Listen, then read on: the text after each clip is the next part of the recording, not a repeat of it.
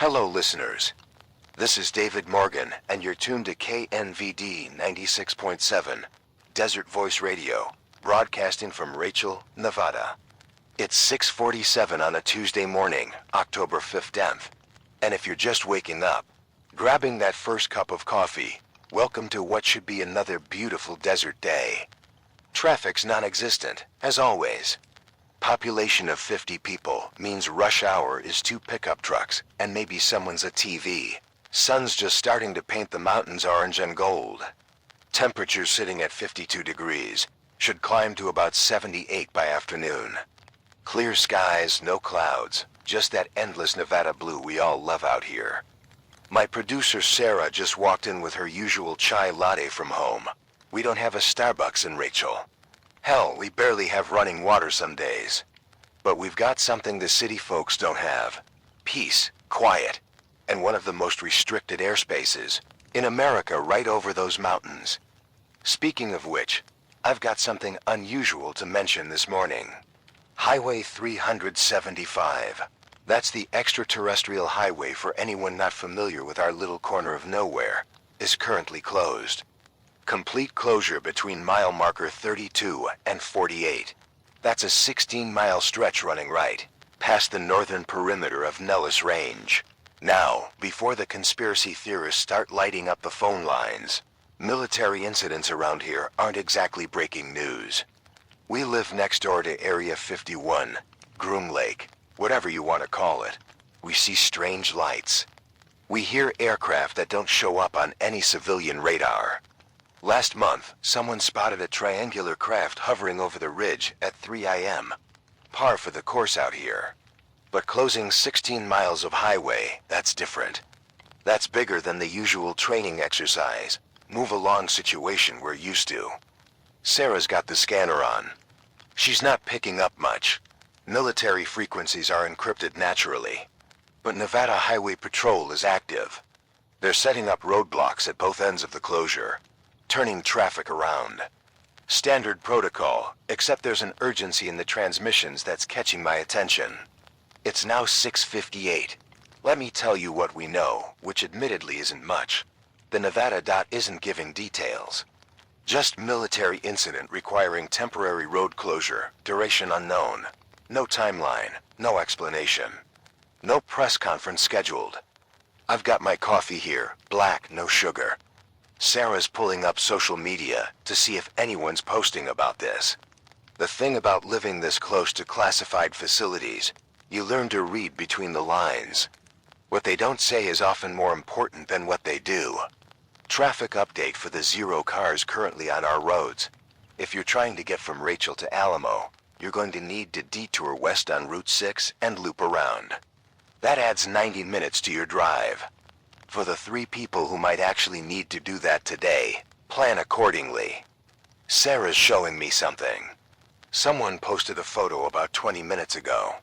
Taken from a distance, zoomed in, grainy quality, but you can see the northern roadblock. Highway patrol vehicles, but also military trucks, Air Force markings. And Sarah zooming in on something else. People in protective suits. Full hazmat gear, that changes things. Hazmat suits mean contamination. Chemical, biological, radiological, something hazardous enough that you don't want it touching your skin or getting in your lungs. It's 7:09 now, and my scanner just crackled to life. Highway Patrol requesting backup at the northern roadblock. Voice sounds tense. They're saying there's a situation developing. No details on what kind of situation, but I'm hearing that edge people get when things aren't going according to plan. Sarah's trying to call Highway Patrol dispatch, getting a busy signal. She's trying the non-emergency line, same thing. Either their phones are being overwhelmed or they're not taking calls. Neither option is reassuring. The sun's fully up now. Beautiful morning. The desert's waking up. I can see the heat shimmer starting to form on the horizon, even though it's only in the low 50s. That's the dessert for you. Cold at night, hot by day, indifferent to human concerns. I'm getting a text from Betty at the Little Leal Inn. For those not from around here, that's our local restaurant and motel. Alien themed. plays up the whole Area 51 mystique. Betty's asking if I know anything about the highway closure. She's got guests who were planning to check out this morning, head south. Now they can't leave. They're stuck here in Rachel until this resolves. I'm texting her back, telling her what little I know. Hazmat situation. Road closed. No timeline. She's not going to like that answer. Neither are her guests. It's 7:23. Sarah just got through to someone at the sheriff's office in Alamo. Off-the-record conversation. But the deputy told her there's been a request for ambulances. Multiple ambulances to the northern roadblock. Code 3, lights and sirens, emergency response. Someone's hurt or sick. Something's happened at that roadblock that requires immediate medical attention. The nearest ambulances are in Alamo, 40 miles south. They're rolling now. Ada, about 30 minutes depending on how fast they push it. Sarah's monitoring social media. More photos are appearing. Different angles of the roadblocks. Someone captured video of one of the hazmat teams. The suits are full level of protection. That's the highest level. That's what you wear when you're dealing with something incredibly dangerous. Nerve agents. Biological weapons. Things that can kill you through a tiny breach in your suit. I need to stress, we don't know what this is yet. Could be a chemical spill. Could be a fuel leak from a military vehicle. But the level of response suggests it's serious. It's now 7:39. I'm seeing reports on Twitter from people claiming to work at facilities on the Nellis Range. Unverified, could be hoaxes, but they're saying there was an incident at a research lab last night. Some kind of containment breach. One post says, "Get away from the area if you can." I can't verify this. I won't broadcast unconfirmed information. But I'm watching these posts carefully. Sarah just handed me something. Email from a listener.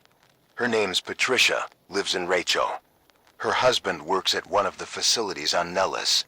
He called her around midnight last night. Said there was an emergency at work. He had to stay on base. She hasn't heard from him since. Can't reach his cell. She's worried. Patricia, if you're listening, I understand your concern. Communications from the base are often restricted during incidents. I'm sure he's fine, and he'll contact you when he can. But privately, I'm wondering what kind of emergency keeps someone on base for 7 hours with no contact. It's 7:54. The ambulances have reached the roadblock. Scanner traffic is intense. Paramedics are being told to don protective equipment before approaching. Full PPE, that confirms contamination of some kind. Chemical or biological exposure. One transmission I caught. Patient is non-responsive, showing signs of neurological distress. Neurological distress.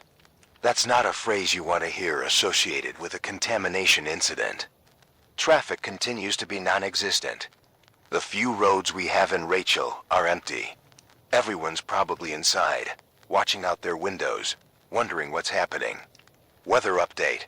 Temperatures climbed to 61 degrees. Still beautiful. Still clear. Still feels wrong somehow. It's 8:09. The Transit Authority just released a statement. Sarah's pulling it up on the computer. Let me read this to you. Due to an ongoing incident at a military facility on Nellis Range, Highway 375 has been temporarily closed for public safety. Motorists are advised to seek alternate routes. We are working with emergency services and military authorities to resolve the situation. Updates will be provided as they become available. That's it. Ongoing incident. No specifics, no timeline. Just stay away and wait for updates. Sarah's monitoring police scanner. Multiple units being called to the southern roadblock now. Someone tried to drive through the barricade. Highway patrol stopped them. The person is described as acting erratically, non-compliant with officer commands. The trooper is requesting the hazmat team come to their location. Same protocols as the northern roadblock. Whatever's affecting people, it might be contagious or transmissible. I'm seeing military helicopters now. 2 of them, flying low over the desert, heading toward the roadblocks. Blackhawks from the look of them. Troop transport or medical evacuation birds. This is escalating. Whatever happened at that facility, it's big enough to warrant helicopter deployment, hazmat teams, road closures, the whole 9 yards. Sarah just showed me something else. Someone posted from inside one of the facilities, anonymously of course. The post says, containment failure, multiple exposures. They're trying to keep it quiet, but it's bad. The post was deleted within seconds. But screenshots are already circulating. It's 8:31 now. One of the helicopters just landed near the northern roadblock. Sarah went outside with binoculars. She's back now. Says there's definitely activity. People in protective suits loading someone onto a stretcher. The helicopter's taking off again, heading south. Medical evacuation.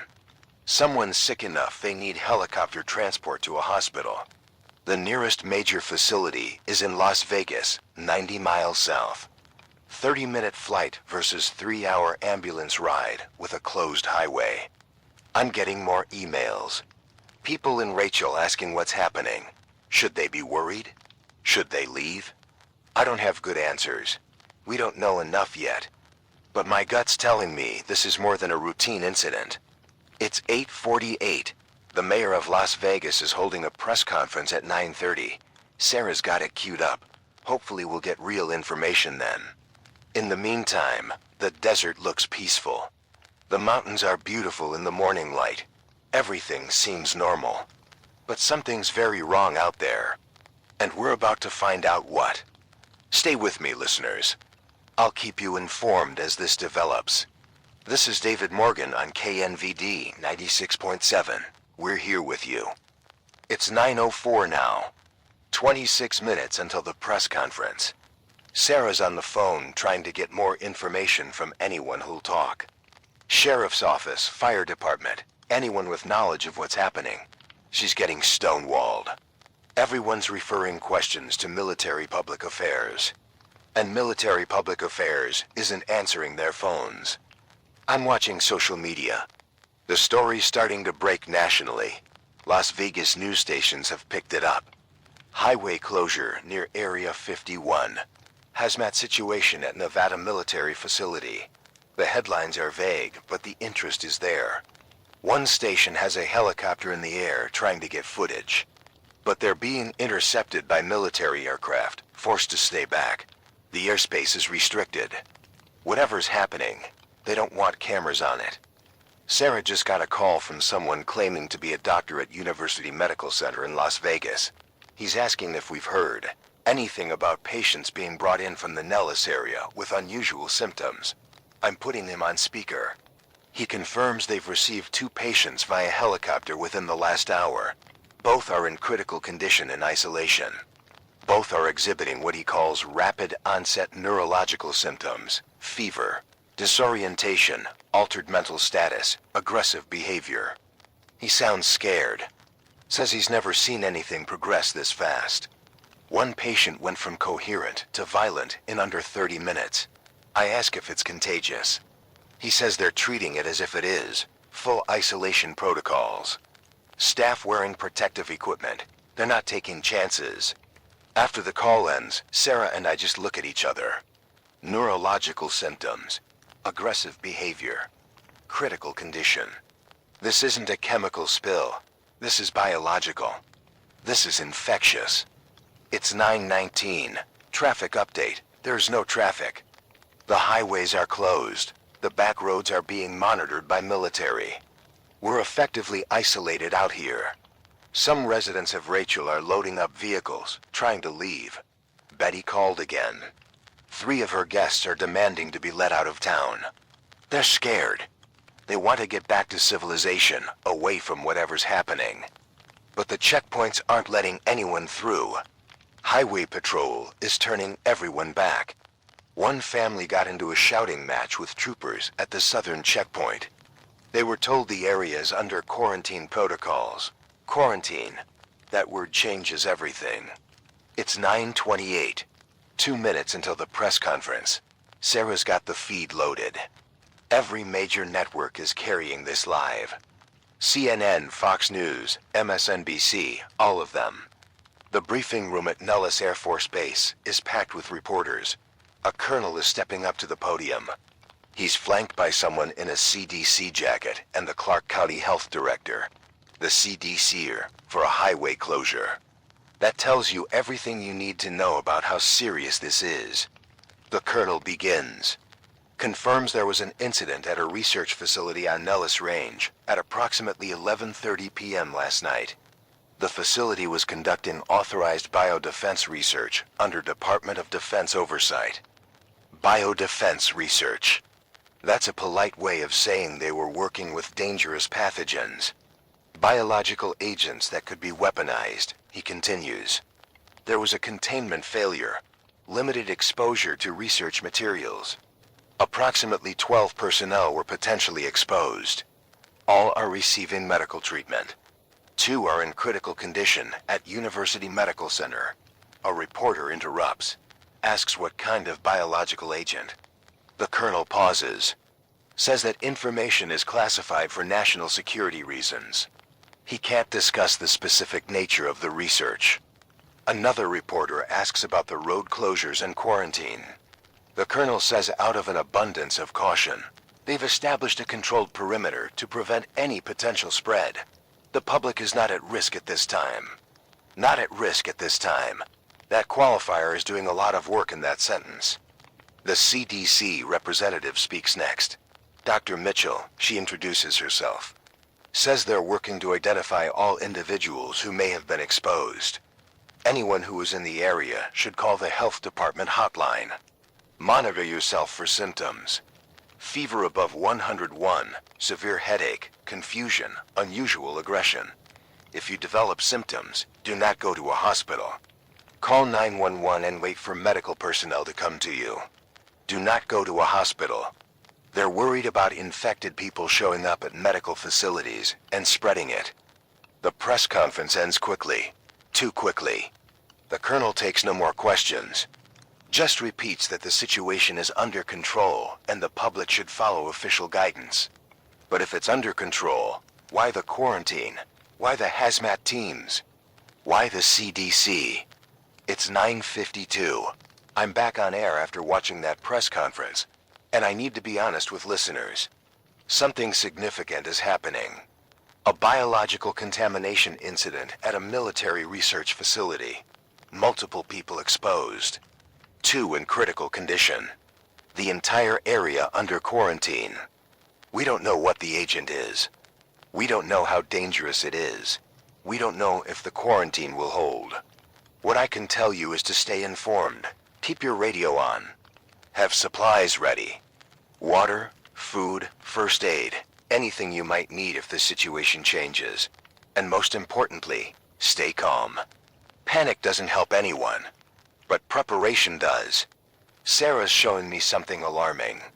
Social media posts from people near the military facility. Multiple reports of gunfire. Sustained shooting. Not training exercises. This sounds like active engagement. The military isn't commenting. But speculation is running wild. Some think there's been a breach. That infected personnel escaped containment. That soldiers are engaging them with lethal force. It's 10:14 now. I'm getting reports that other military facilities in the area are going into lockdown. Gates closed. No one in or out. Personnel confined to base. That's not standard response to a contained incident. That's preparation for spread. Temperature outside is 69 degrees. Beautiful day. Terrible circumstances. Sarah just got an email from someone in Alamo. They're saying Highway Patrol has set up checkpoints on all roads leading north. Not just the highway closure. All access to this area is being controlled. We're being isolated. Boxed in. One of the patients at University Medical Center has died. Sarah just saw it on a news feed. The hospital confirmed that a patient transferred from a military facility has died from complications related to biological exposure. Dead. First confirmed fatality. If they died with full hospital support, what chance do people have out here with limited medical resources? It's 10:37. I need to update everyone on what we're seeing. The situation is deteriorating. One death confirmed. Multiple people still in critical condition. Quarantine expanding. Military lockdowns at multiple facilities. This started as a highway closure. Now it's a biological crisis. Sarah's monitoring scanner traffic. Emergency services throughout southern Nevada are being put on alert. Hospitals preparing for potential infectious disease cases. EMS crews being issued additional protective equipment. They're preparing for this to spread. Preparing for more casualties. It's 10:58 and people in Rachel are starting to panic. I can see it. People standing in their yards, looking toward the mountains. Some are packing vehicles. Others are gathering at the community center. Betty called. Her guests are refusing to pay for their rooms. They say she's holding them hostage by not letting them leave. She's explaining it's not her decision. It's military quarantine. They're not listening. Fear makes people irrational. It's 11:19. Sarah just intercepted military communications. Encrypted channel, but she caught fragments. Someone talking about secondary containment failure. Another voice mentioning multiple exposures at Facility B. Facility B, that means there's more than one location with problems. This isn't contained to a single site. I can't broadcast what Sarah heard. It's not confirmed, but it tells me the official story is incomplete. This is spreading within the military complex. Multiple facilities. Multiple exposures. The second patient at University Medical Center has died. That's 2 deaths now, out of 2 critical cases hospitalized. 100% mortality rate. Sarah's looking at me. We're both doing the math. If this gets into Rachel, if it spreads to our community of 50 people, how many survive? I can't think like that. Have to focus on what we can control. It's 11:43, and I'm seeing National Guard units being deployed. Heading toward Rachel and the surrounding area. They'll be here by afternoon. When the National Guard gets activated, you know it's serious. Stay with us, listeners. We'll get through this. We have to. This is David Morgan on KNVD 96.7. Still here. Still broadcasting. It's 12:07 p.m. Noon has come and gone. The sun's directly overhead. Desert heat is building. Temperatures hit 74 degrees and climbing. Sarah just confirmed something disturbing. The National Guard isn't just deploying to maintain order. They're bringing medical units, field hospitals, mass casualty equipment. They're not preparing for containment. They're preparing for outbreak. I'm getting emails from listeners across the country. People who heard about this on national news. Family members of Rachel residents calling from other states, worried about their loved ones. One email stands out. From someone claiming to work at the CDC. Says the pathogen from the facility is unlike anything in our database. Novel organism, possibly from extreme environment research, attacks the nervous system. No known treatment. I can't verify this email. Could be a hoax. But it matches what we're seeing. It's 12:29 now. Betty from the Little Ale Inn just called. One of her guests is sick. Started with a headache around noon. Now has a fever, acting confused, agitated. I'm asking questions. Where was this person? When did they arrive in Rachel? Betty says they got here yesterday afternoon. Before the highway closure. They've been at the motel since then. Only went to the restaurant for dinner. Haven't been near any military facilities. How did they get exposed? Where's the connection? Unless someone else who stopped at the Little Ale Inn was already infected. Someone passing through. Someone from the base. The infection could already be in Rachel. Could already be spreading among us. I tell Betty to call the emergency hotline immediately. Get medical help. Isolate the sick guest. Keep everyone else away. She's crying. She's terrified. This is real now. It's not something happening at a distant facility. It's here, in our town. Among our people. It's 12:46. Military vehicles are responding to Betty's call. I can hear sirens. See lights heading toward the Little Ale Inn. Hazmat team, ambulance. Military police. They're moving fast. Sarah's getting texts from people in town. Everyone heard the sirens. Everyone wants to know what's happening. Word spreads fast in a community of 50 people. The infected guest at the Little Ale Inn is being evacuated, taken by ambulance under guard. Betty and the other guests are being quarantined in place. Military setting up a perimeter around the building. No one in or out.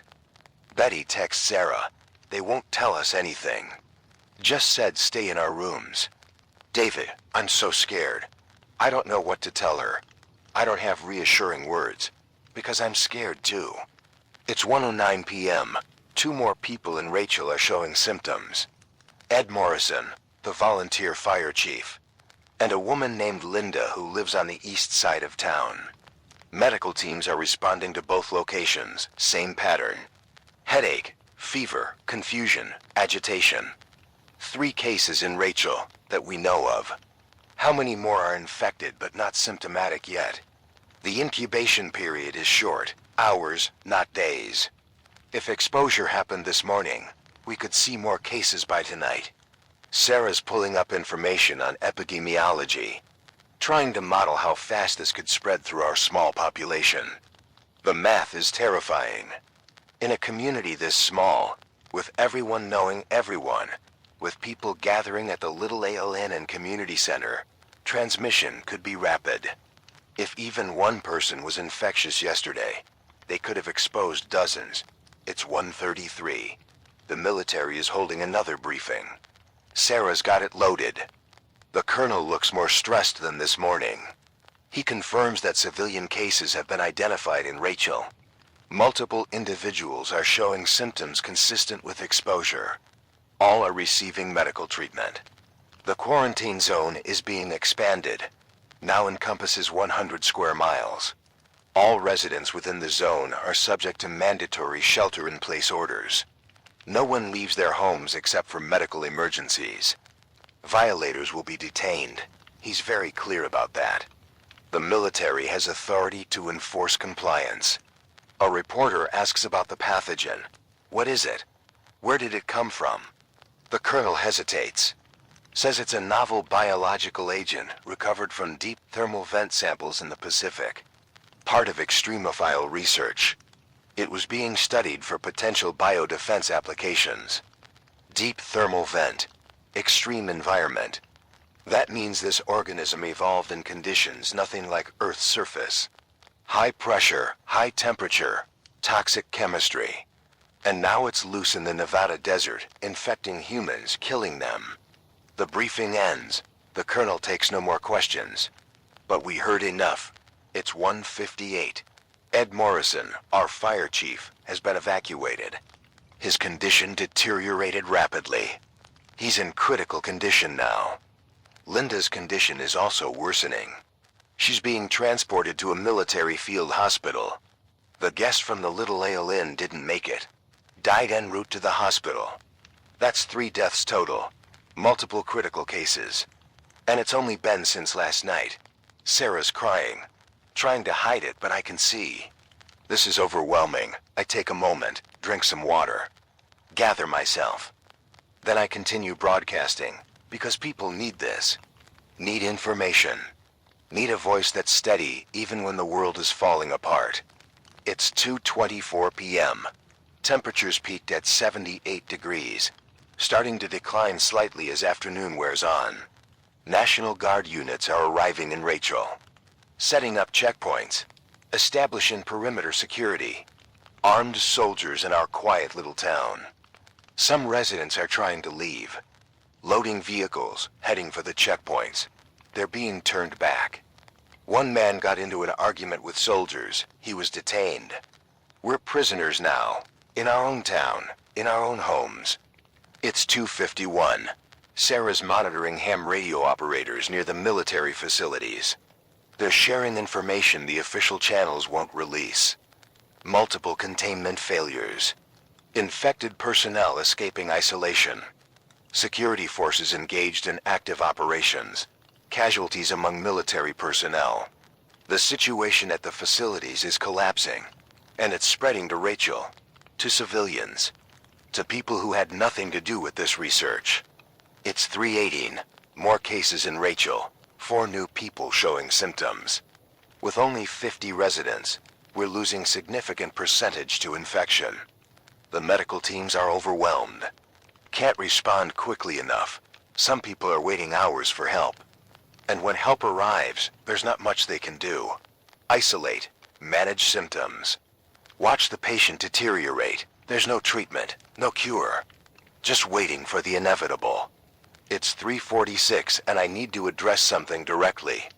If you're listening to this from outside the quarantine zone, you need to understand what we're facing here. We're trapped with a deadly pathogen. No way out. Limited medical support. Watching our neighbors get sick and die. If this escapes Rachel, if it gets to Las Vegas or beyond, millions of people could be at risk. The quarantine has to hold. No matter what that means for us, stay with us. We're still here. Still fighting. This is David Morgan on KNVD 96.7. It's 4:12 p.m. The afternoon is wearing on. Shadows are getting longer. The desert is starting to cool slightly. Sarah just got word that Ed Morrison has died. Our volunteer fire chief. Good man, lived in Rachel for 30 years. Helped build half the houses in this town with his own hands. Gone. That's 4 deaths. And we're not even 24 hours into this crisis. I'm looking out the window of the station. Rachel feels different, quieter, like the town is holding its breath, waiting to see who gets sick next. Military vehicles are patrolling slowly through town, soldiers in full protective gear. They're not just maintaining order anymore.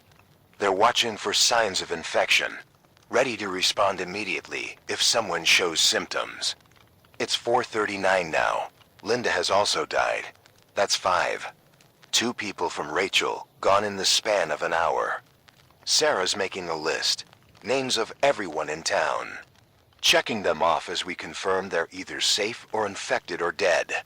It's a horrible task, but we need to track this. Need to understand the pattern. So far, the infections seem random. No clear connection between the victims. Different ages, different parts of town, different routines. That suggests widespread exposure, multiple contact points. The pathogen is already circulating through our community. It's 5:03. The sun is getting low. Golden hour in the desert. Beautiful light painting everything warm and soft. But there's nothing warm or soft about what's happening. Sarah just intercepted military communications. They're discussing expanding the quarantine zone again, potentially to 200 square miles, encompassing not just Rachel, but several other small communities. The infection is spreading faster than they can contain it. I'm getting reports from Alamo, the town south of us. Highway Patrol set up checkpoints there this morning. Now they're reporting that one of the troopers is showing symptoms. The infection has reached Alamo. It's not just Rachel anymore. This thing is breaking out of the original containment zone. It's 5:31. Temperature is 68 degrees and dropping. The desert evening is coming. It'll be cold tonight. More cases in Rachel. 3 more people confirmed sick. That's 7 active cases now, plus 5 dead. 12 out of 50 residents. Almost a quarter of our population either dead or infected. The math is brutal. If this continues, Rachel will be a ghost town by the weekend. Sarah's organizing information about who's still healthy, who has medical training, who has supplies. We're preparing for the worst, hoping for the best, but preparing for the worst. It's 5:58.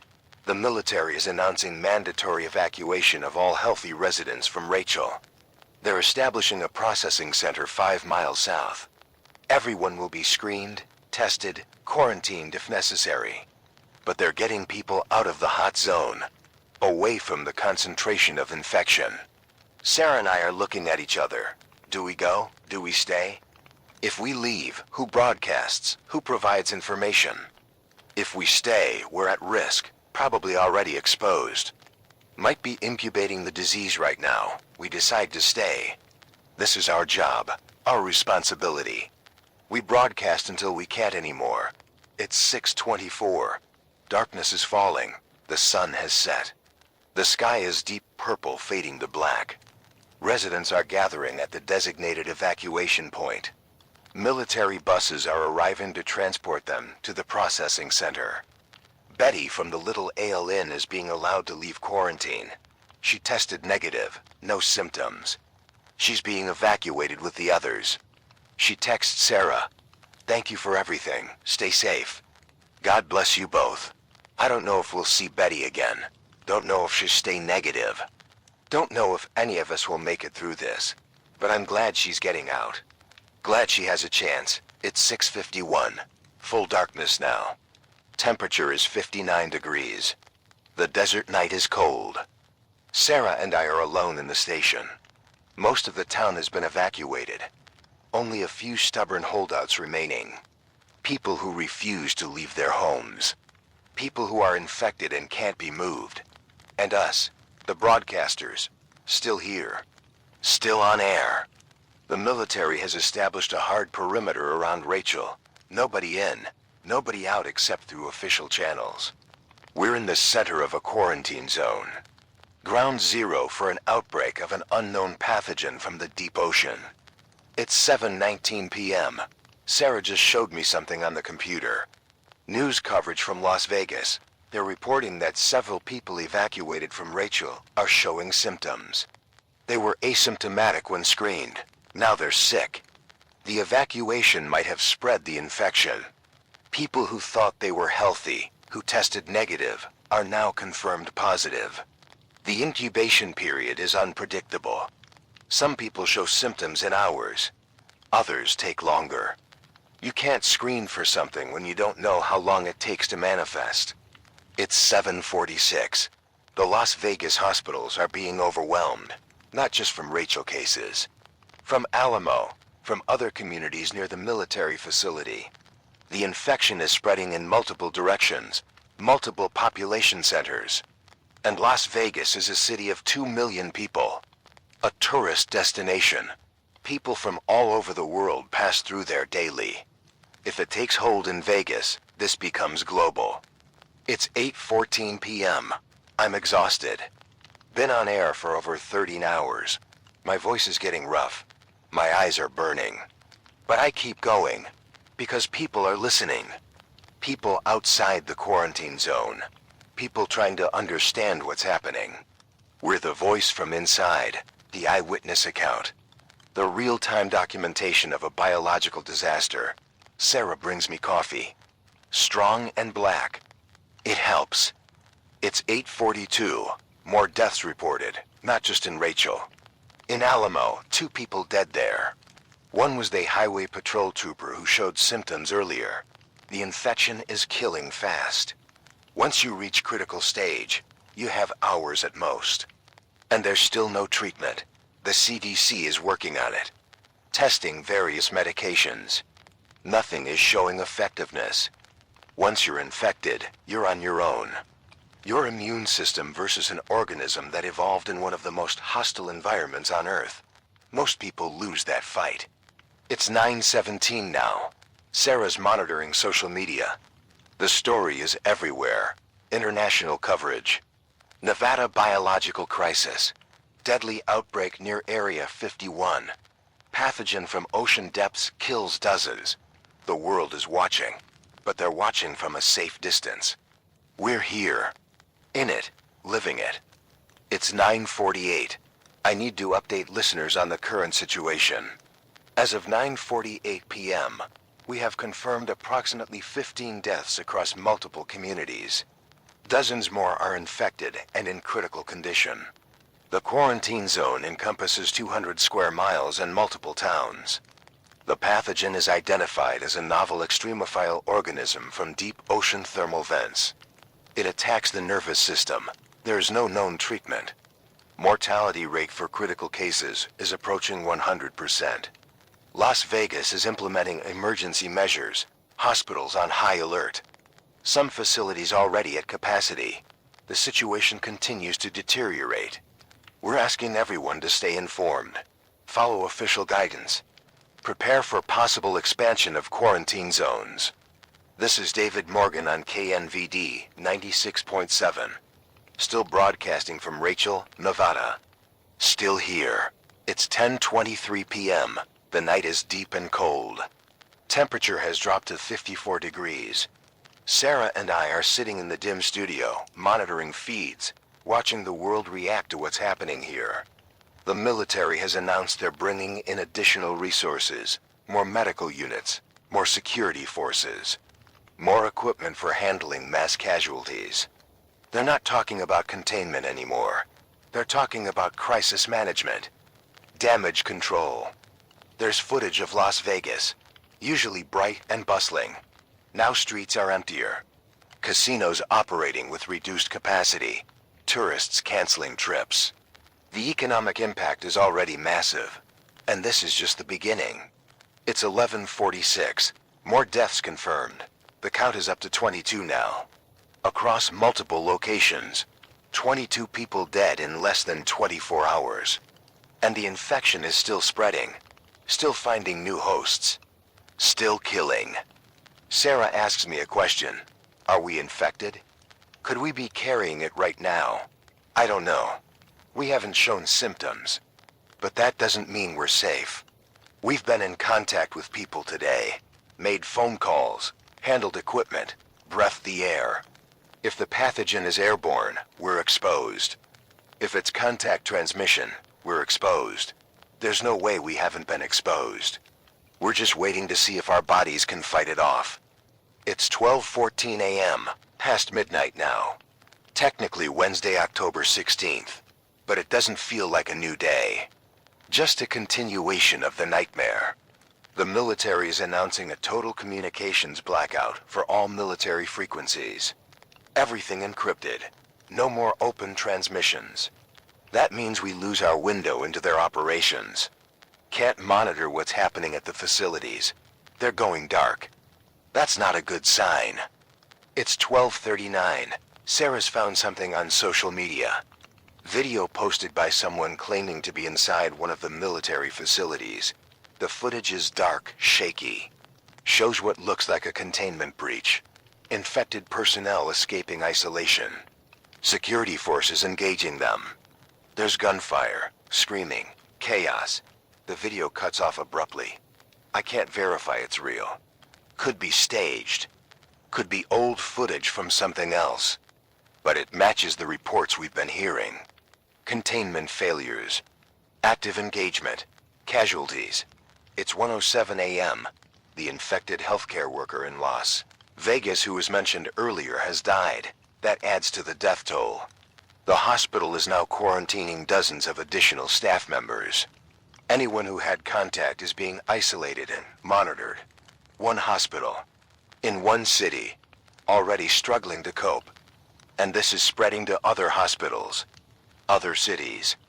It's 3:01 a.m. Sarah wakes up, asks what she missed. I fill her in. More deaths, more infections, spread to California. She's quiet for a moment, then says, "We're watching the beginning of something terrible, aren't we?" I nod. Yeah, I think we are. But we keep broadcasting, keep documenting, keep being the voice from ground zero. It's 3:29. The military is deploying additional units to Las Vegas. National Guard, active duty army. They're preparing for worst-case scenario.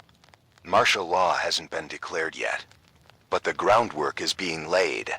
When civilians can't be trusted to comply with quarantine, when law enforcement is overwhelmed, when the infection is spreading despite containment efforts, that's when the military takes over completely. It's 3:58 a.m. I'm seeing reports of panic buying in Las Vegas. Grocery stores being overwhelmed. People stocking up on food, water, supplies. Some stores are running out of inventory. Some are closing early to avoid crowds. The social fabric is fraying. Fear is spreading as fast as the disease. It's 4:26. News from the CDC. They've identified the pathogen structure. It's unlike anything in their database. Uses mechanisms they've never seen before. They're calling it an extremophile prion-like organism. Part virus, part protein. Attacks neural tissue. Replicates rapidly, and they have no idea how to stop it. All existing antivirals are ineffective. Antibiotics don't touch it. The immune system can't mount an effective response before it overwhelms neural function. It's the perfect killer. Evolved in conditions so extreme, so hostile, that it has no natural predators. No weaknesses. It's 6:04 a.m., full sunrise now. The desert is bathed in golden light. Temperature is 51 degrees. It'll warm quickly once the sun is fully up. Sarah's making coffee. We're going to need it. Another long day ahead. I'm looking at Rachel through the studio window. Most of the buildings are empty now, evacuated. Only a few lights on in scattered locations, the holdouts.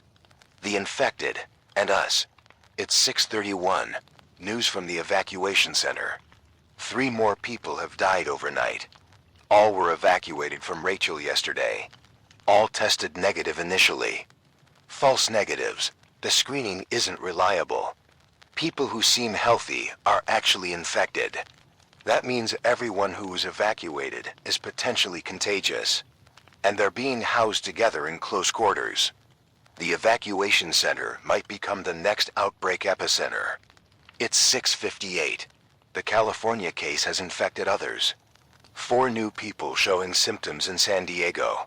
All had contact with the original infected individual. California is implementing strict quarantine measures, but they're playing catch-up.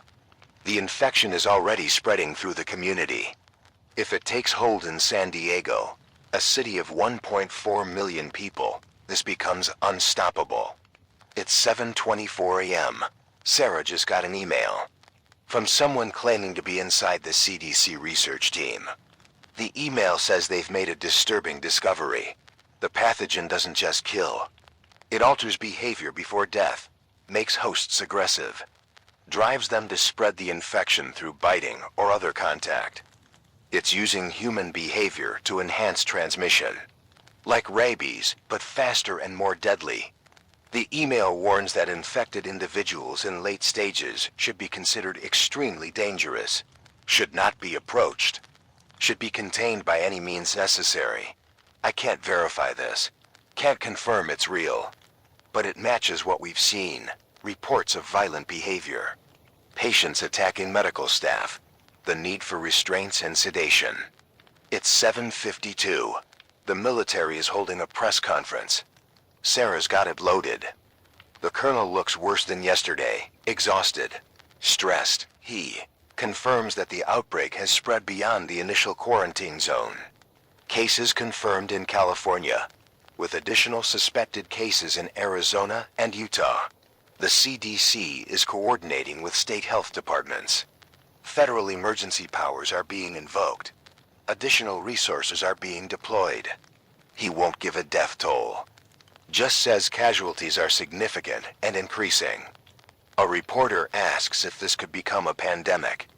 The colonel pauses, says they're doing everything possible to prevent that. But the pathogen's characteristics make containment challenging. That's not a denial. That's an admission that pandemic is possible. The briefing ends quickly. No more questions answered. It's 8:19. Temperature has reached 64 degrees. Warming rapidly. More reports coming in. The infection is spreading in Las Vegas. Multiple hospitals reporting cases. Some facilities are closing departments, diverting patients elsewhere. The healthcare system is collapsing faster than anyone predicted. Sarah's monitoring social media. The panic is spreading as fast as the disease. People are leaving Las Vegas, flooding out of the city, creating massive traffic jams. But where are they going? If they're infected and don't know it yet, they're carrying the pathogen to new locations. Every person fleeing Vegas is a potential vector. It's 8:47. I need to address something. We're approaching 48 hours since this started, since the highway closure, since the first confirmed cases. In that time, we've gone from localized incident to multi-state outbreak. From dozen exposed to hundreds infected. From controlled situation to emerging pandemic. The trajectory is terrifying. If it continues at this rate, we're looking at thousands infected by the end of the week. Tens of thousands by next week. And there's still no treatment. No cure. No way to stop it except containment. And containment is failing. It's 9:16. Sarah just got a call from her mother. Lives in Reno, 4 hours north of here. She's begging Sarah to leave. To get out while she can. To come home. Sarah's crying. Explaining that we're in a quarantine zone. Can't leave. Wouldn't be allowed through checkpoints. Her mother is crying too. Saying she's scared. Doesn't want to lose her daughter. I step away. Give Sarah privacy for this conversation. But I'm thinking about my own family. My ex-wife in Colorado. My son in Texas. Have I called them? Told them I'm okay? I haven't. I've been so focused on broadcasting that I forgot about my own life. I make a call. My son answers. He's been watching the news. Worried about me. I tell him I'm fine. Still healthy. Still working. He asks if I'm going to evacuate. I tell him no. This is where I need to be. He says he loves me. I say I love him too. It might be the last time we talk. I don't say that. But we both know it. It's 9:44. Sarah's composed herself. Back to work. We don't talk about the calls. Just focus on the broadcast. It's 10:12 a.m. Update from the CDC. Death toll is now at 63. Confirmed infections over 200. Those are just the reported cases. The actual numbers are likely much higher. And the exponential growth curve is steep, very steep. It's 10:39. The president is addressing the nation at noon. Sarah's prepping to carry it live. This will be the first official statement from the highest level. What the president says will shape the national response. Will they implement nationwide quarantines? Close borders? Deploy military everywhere? Or will they try to downplay it? Keep people calm? Avoid panic? We'll know in less than 90 minutes. It's 11:07. Temperature is 73 degrees. Another beautiful desert day. But beauty doesn't matter when the world is falling apart. Sarah and I are preparing for the long haul. Rationing our supplies. Planning for the possibility we'll be here for days, weeks, however long this takes. We're committed to broadcasting as long as we can, as long as we're healthy. As long as the power stays on. This is our purpose now, our mission. To document this crisis, to inform, to connect people. It's 11:36, 24 minutes until the president speaks. I'm thinking about what happens next, where this goes, how it ends. Best case, they develop a treatment, stop the spread, contain the outbreak. Lives are lost, but civilization survives. Worst case, the pathogen spreads globally. Healthcare systems collapse. Social order breaks down. We're looking at extinction-level event. Most likely case, somewhere in between. Significant casualties, major disruptions. But humanity endures. We always endure. It's what we do. It's 11:59. 1 minute until the presidential address. Sarah's got it loaded. Every network carrying it live. The president appears. Looks grim, serious, and begins to speak. My fellow Americans. We face a crisis unlike any in our nation's history. The words wash over me. Emergency measures. Federal response. International cooperation. Stay calm. Follow guidance. We'll get through this. The usual speech. The necessary speech. But underneath it all, I hear fear. I hear uncertainty. I hear the admission that they don't have all the answers. Nobody does. The address ends. 12 minutes. Short and direct. But it doesn't change anything. The pathogen doesn't care about presidential speeches. It keeps spreading. Keeps killing. And we keep broadcasting. It's 12:19 p.m. Sarah's looking at me. How long do you think we have? She asks. I don't answer. Because I don't know. Could be hours. Could be days. Could be we're already infected and just don't know it yet. But however long we have, we'll use it. We'll keep this station on air. Keep providing information. Until we can't anymore. This is David Morgan on KNVD 96.7, Desert Voice Radio, broadcasting from Rachel, Nevada, ground zero of the outbreak. We're still here, still fighting, still hoping. For as long as we can, stay with us, listeners. Stay informed, stay safe, and pray that we find a way through this. This is David Morgan, signing off for now, but we'll be back. We're not going anywhere. The desert endures, and so will we, somehow.